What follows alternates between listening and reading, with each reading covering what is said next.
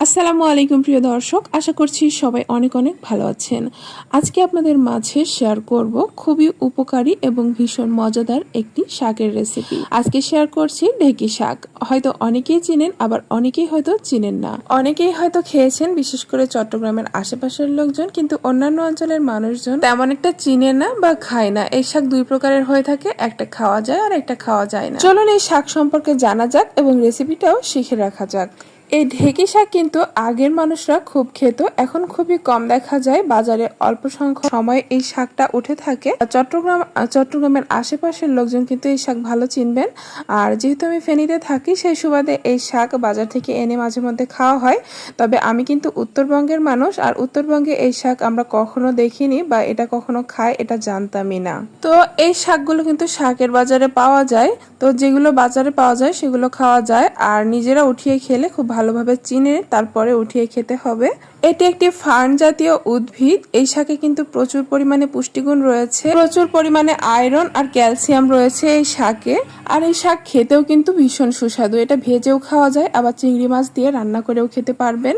এই শাকটা মাছ দিয়ে অনেকেই খায়, তবে আমি এটাকে ভেজে খেতে বেশি পছন্দ করি। তো শাকগুলো আমি কিভাবে বেছে নিচ্ছি, একদম নরম অংশগুলো আর শাকের যে ডাটার সাথে যে পাতাগুলো রয়েছে সেগুলো আমি এভাবে করে খুলে খুলে বেছে নিচ্ছি।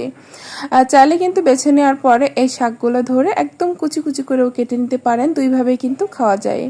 কুচি করে কেটে নিলেও কিন্তু ভালো লাগবে। তো এভাবে করে বেছে নিয়ে আমি ভালো মতো শাকটাকে ধুয়ে নিয়েছি। এখন চলে যাচ্ছি চুলায়, ছোট একটা প্যান বসিয়ে দিয়েছি আর দিয়ে দিচ্ছি 1 থেকে 1.5 টেবিল চামচ পরিমাণ সয়াবিন তেল। যেহেতু শাকটা খুবই অল্প, তাই তেলটা অল্প দিয়ে দিচ্ছি। আর বেশ কিছু রসুন কুচি দিয়ে দিচ্ছি। এই শাকে কিন্তু রসুনটা অনেক বেশি মজা লাগে। যে কোনো শাকেই কিন্তু রসুনটা বেশি দিলে মজা লাগে, আর এই শাকে বিশেষ করে একটু বেশি রসুন দিবেন। রসুনটা দিয়ে একটু কালার পরিবর্তন হতে শুরু করলেই দিয়ে দিব স্বাদমতো কাঁচামরিচ। এখানে আমি 5-6টা কাঁচামরিচ মাঝখান দিয়ে চিড়ে দিয়ে দিয়েছি, আর দিয়ে দিচ্ছি এখানে কিছুটা দেশি পেঁয়াজ কুচি। আর এই উপকরণগুলো একটু কালার আসা পর্যন্ত নেড়েচেড়ে খুব ভালো মতো ভেজে নিব। এই শাক ভাজিতে অনেকেই পেঁয়াজ ব্যবহার করে না, শুধু রসুন আর কাঁচামরিচটা ব্যবহার করে। তবে আমি একটু পেঁয়াজ দিয়ে খাই।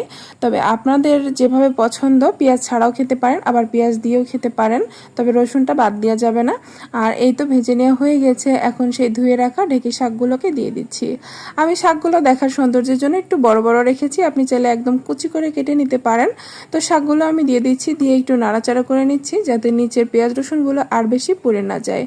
একটু নেড়েচেড়ে বাকি শাকগুলো আবারও দিয়ে দিব। এই শাকে কিন্তু প্রচুর পরিমাণে পানি থাকে, আর এটা একটু নাড়াচাড়া করতে দেখবেন একদম কমে যায়। তাই ভাজার সময় একটু বেশি করে কিনে আনবেন, খুব বেশি দাম না কিন্তু। আমরা যেখানে থাকি এখানে এক মুঠো ঢেঁকি শাক 15 টাকা করে পাওয়া যায়। তো বেশ কয়েকটা মুঠো নিলে আর একটু কম রাখে। তো যাই হোক, এখানে 1 চা চামচ পরিমাণ লবণ দিয়ে দিচ্ছি। লবণটা অবশ্যই কমিয়েই দিবেন, কারণ এই শাকটা একদম অল্প হয়ে যায়।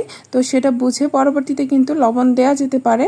তবে শাকটা কমে গেলে কিন্তু লবণ বেশি বেশি লাগবে, যেটা খেতে একদমই ভালো লাগবে না।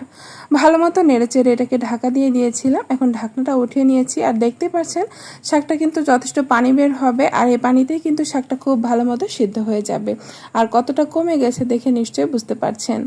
এই শাক ভাজাটা কিন্তু গরম ভাতের সাথে খেতে অসম্ভব মজা লাগে। আর পুষ্টিগুণ সম্পর্কে আর নাই বললাম, আপনারা এটাকে সার্চ করে দেখতে পারেন গুগলে এটার পুষ্টিগুণ সম্পর্কে। আবার এখানে ঢেঁকি শাক ভাজা প্রায় হয়ে গেছে, আমি একটু ভাজা ভাজা করে একটু নেড়েচেড়ে পরিবেশন করে নিচ্ছি। আমাদের উত্তরবঙ্গে এরকম ধরনের এক ধরনের ফার্ন জাতীয় উদ্ভিদ দেখা যায়, তবে সেগুলো নিয়ে আমরা ছোটবেলায় খেলতাম। এটা যে খাওয়া যায় সেটা বুঝতাম না, বা কোনগুলো খেতে হয় সেটা সম্পর্কেও আমাদের ধারণা নেই। এই ধরনের উদ্ভিদ কিন্তু দুইটা রয়েছে, একটা বিষাক্ত আর একটা উপকারী। তো এটা অবশ্যই চিনে বুঝে তারপরে খাবেন, আর অবশ্যই ট্রাই করবেন, অনেক বেশি মজাদার আর শরীরের জন্য অনেক ভালো।